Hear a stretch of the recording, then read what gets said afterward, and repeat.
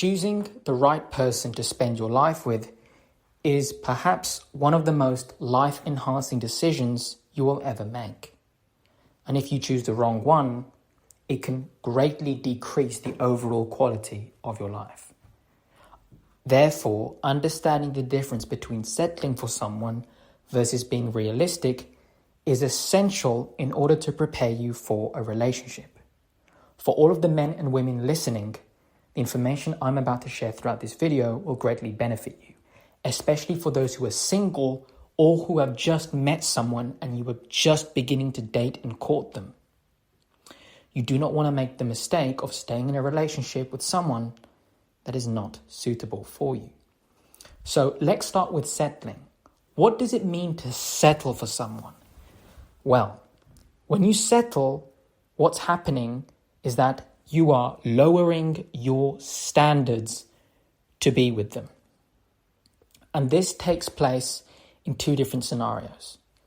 Scenario number one is that you overlook very obvious red flags. In other words, you disregard the fact that they have severe character flaws, defects in their behavior, in their integrity, in their ability to maintain a relationship, manage their emotions, which completely disqualify them from being relationship husband or wife material.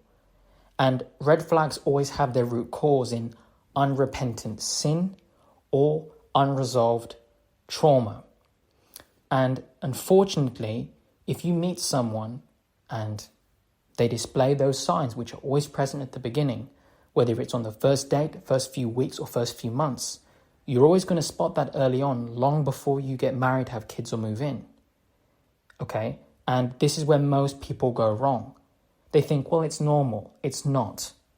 A righteous man or a righteous woman that is suitable for marriage and a lifelong commitment has zero red flags. Of course, nobody is perfect. People have moments when they get angry, how they react to things, misunderstandings. Yet, that's very different from someone who has red flags. Somebody who is promiscuous, somebody who is godless, right? Somebody who doesn't have family values, right? They are an emotional wreck. They have mummy issues, daddy issues, right? Somebody like that is not capable to lead a relationship. They have a severe mental illness, right? They're a schizophrenic. They have a personality disorder. They are narcissistic, right? For the men watching, you choose a feminist. For the ladies, you go for a guy who's red-pilled, okay?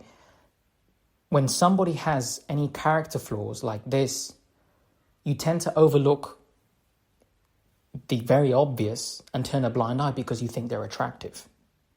This is known as settling. Well, I guess it will be different. I'll try and change them. You sweep it under the rug. That's settling. And so many men and women do this. And what happens? They get into the relationship. They have kids. They get married. And what happens? The red flags you ignore at the beginning become the deal breakers in the end. And that relationship or marriage is going to go two ways. Either you leave them, they leave you, or you stay together, but in perpetual misery. There is no way around it. So that's the first thing that happens when you settle. You overlook red flags. You overlook the fact that they're just not emotionally, mentally equipped or prepared to maintain a relationship, and yet they're not willing to turn from their sin, fix their issues, or work on themselves. Therefore, they are simply unable to maintain or keep a lifelong bond with you. Okay? So that's the first thing that happens when you settle. Oh, I'll give them a chance. I've got enough case studies on this channel to show you exactly why you always want to walk away when there's a red flag. The second time when settling takes place is when you lower your standards to be with someone. This is going to happen in two ways. Whether it's you lower your standards based on their physical attraction, or you lower your standards in terms of lack of compatibility. So in order to develop an emotional connection that's stable, you need two ingredients. You both need to be mutually attracted to each other, and you both need to be mutually yoked. You need to have values, your lifestyle, outlook on life, political, religious views, your views on family, totally and completely aligned. This is vital to relate to one another, understand each other, develop more effective communication, and set a foundation for the life you're going to share together. And in terms of physical attraction, well, it goes without saying. The whole point of why we choose someone is because we like them. That's what makes them different. You want to be intimate with them, and so do they. But you settle when you're not that into them physically. You meet someone, they're a 5 or a 6, you'll give them a chance. Why would you do that if they're not a 10 in your eyes? How is it fair for them if they think you're very attractive but you don't? So many men and women suffer in this situation. You give someone a chance, they don't find you attractive. You kind of do the same and you have this boring, sexless marriage. Or they're very into you, but you're not. You're 3 years into the relationship and they start scratching their head. Why does my partner not want to be intimate with me? And you give them these different excuses and reasons as to why you don't want to. You're hurting that person. What you've done is immoral. You should have never been with them to begin with. It's unfair to them. They could have chosen someone that was into them. And you lied to them about it because you have low self-esteem. And that's what happens when you settle. You end up ruining the relationship. The marriage just becomes void of any love and affection. What a waste of a life. And this is what happens. Do not be that guy or that gal who gives a chance to someone that you're not into. If you like them, you're going to compliment them. The affection is going to come out of your heart, and it will be mutual if they feel the same way. And if that is not there, you're settling for each other. Okay? And if they're immature, they have a knowledge gap on relationships, they don't know this stuff, they're just young, they're focused on how you make them feel at the beginning, you're on your best behavior. If you are not truly into them physically, it's going to come out later on because you're not going to be intimate. You're not going to initiate physical touch. You're not going to want to date them or spend time with them, and the relationship will fail. And if you're in the situation where someone has settled for you physically, you'll feel that too. Isn't that painful? Well, avoid it. Do not settle physically. Okay, you both want to be very attracted to each other. And secondly, in regards to lowering your standards, compatibility. If you want 4 children and they want 0 children, why are you together? The amount of fights you're going to have about that is going to destroy any love you have for each other. If you are a Christian, you're a Bible-believing Christian, and you are dealing with someone that is an atheist to the point where they never want to hear the gospel, they never want any love, they make that very clear to you, pray for them and send them on their way. Do not try and make it work. Okay? If you're a conservative and they're a crazy liberal Democrat, forget it. It's just not happening. Your values are not aligned. But what do people do in that situation? They try and make it work because, well, I find them attractive, so we can fix the compatibility. In some cases, values may or may not change. Do not hold your fingers to that. And in the other case, in regards to a lack of physical attraction, men and women tend to stay because they have some values in common. They want the same things out of life. So they think, well, I guess this will make us try and make it work. It simply doesn't. You need both ingredients to bake the cake. So, in a nutshell, that's what happens when you settle for someone. You either lower your standards to be with someone physically, or based on compatibility, it's not there, but you try and make it work. Or there are very obvious red flags that you turn a blind eye to. Next thing you know, you're in a relationship where you've settled, and you're going to be miserable because you reap what you sow. Basically, what you've done is you've tried to sow bad seeds and expect good fruit. How stupid is that? How you start is how you finish. If you choose a spouse where you're both mutually attracted to each other, you both mutually agree on the important things in life, your values are aligned, you both mutually have 0 character flaws and red flags, and you work on everything else, you're golden. If you don't have that, you can't relate. It's that simple. That's what happens when you settle. Now, what happens when you're realistic? What is the difference then? If that's settling, what does it mean to be realistic when choosing a spouse?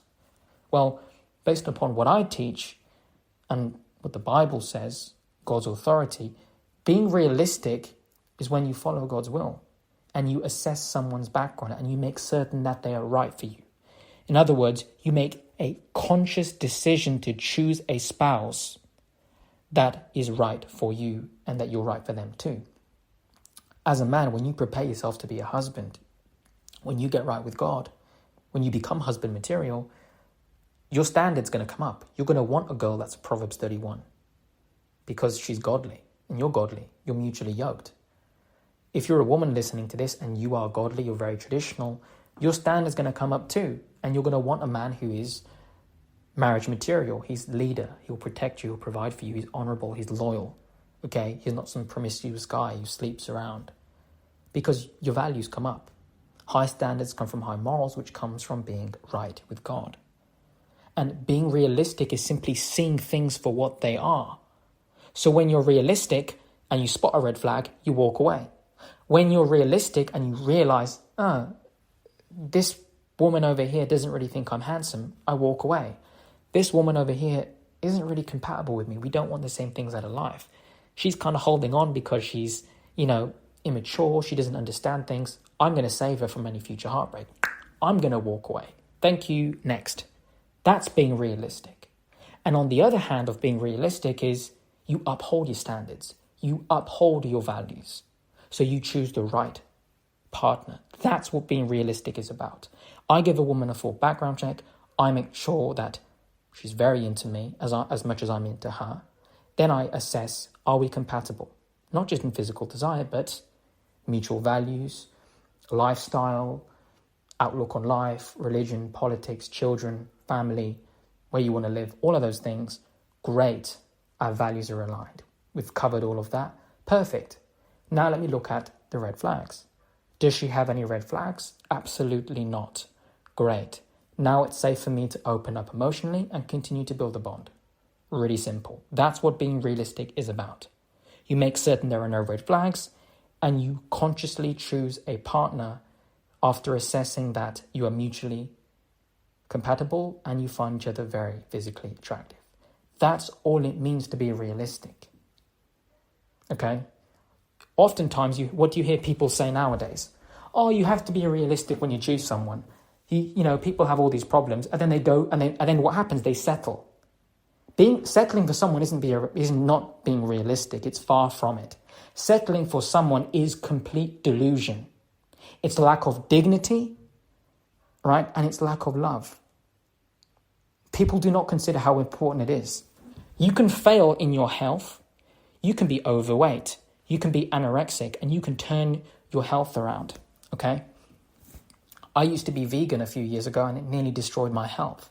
I went back on eating meat, dairy, animal products, and my testosterone has skyrocketed, especially since, my friend, who some of you may or may not know from the content he uploads, Alex Vidursky, his information, his teachings have really helped me improve my overall health. So you can improve your health if you, do the right things. You can always turn that around. It's the same thing for your wealth as a man. Your business is failing, your career is not working. You can make changes in your product, in your service, in your marketing, right? You can fill in your knowledge gap. You can try something else, and you could always come back up later in life. But when it comes to relationships, if you marry the wrong person and have kids with them, that stays forever. You've created children together. There's no going back from that. So this is an area of your life that you simply cannot afford to fail in when it gets to the point of impregnating the wrong person, being married to them and having to start fresh. Sometimes you can waste decades of your life. That's painful. And that takes years to rebuild more than anything else. So you do not want to be the man or woman who settles and gives that person a chance that, I'm not really into them. They're not really compatible. They've got red flags, but they seem nice at the beginning. Don't do it. What you want to do is be the man or woman who, when you meet someone, you sit down and you lead with your values. Tell me about yourself. Tell me what you're looking for. Tell me who you are. Give them a full background sweep. We have been conditioned nowadays to not ask people about their sexual past, to not ask people about their family background or their friends, or the changes they've made in their life, the growth they've implemented, what they've learned, who they are, what's important to them, what they want out of a family and marriage. How do they handle situations in their life? Are they really into me? You'd be surprised how many guys stay with a woman and that girl has never once said how handsome he is. How sad is that? Or there's many ladies too. They stay with a guy, he's not really into her. Next thing you know, they're in a sexless marriage. My husband doesn't want to sleep with me. You married the wrong guy. And that's what I want you all to understand. Take accountability for it.